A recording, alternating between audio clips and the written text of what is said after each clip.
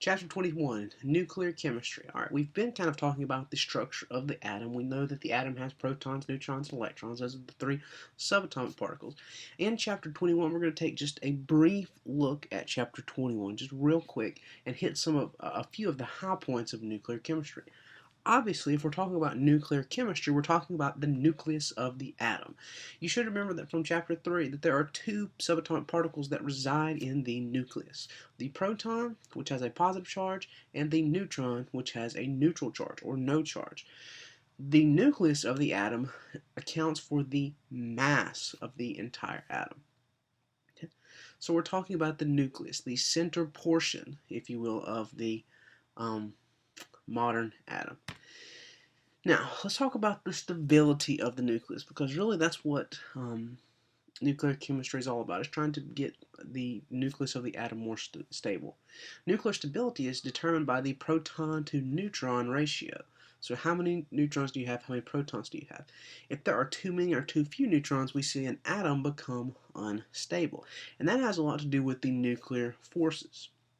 Okay, if you have too many positives in that central region, they're going to begin to repel each other. The neutrons kind of act as buffers to kind of keep everything stable, and the electron cloud kind of keeping it all together as far as nuclear forces. Too few neutrons, they begin to repel. Too many neutrons, it really can't hold itself together. If they are unstable, then they want to become stable. Okay, all atoms want to be as stable as possible. Think of yourself.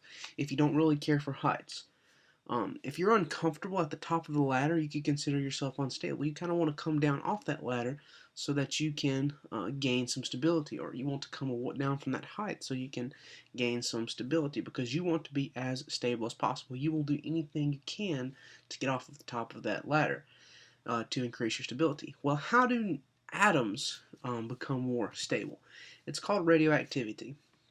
An unstable nucleus will become radioactive. Unstable isotopes are called radioactive isotopes. What specifically does radioactivity have to do with anything?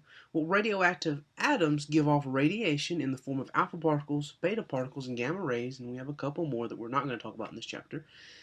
But they give off this radiation in order to become more stable. Okay, and we're going to talk about these three radioactive, or these three nuclear particles, in the next section. But they become radioactive in order to become more stable.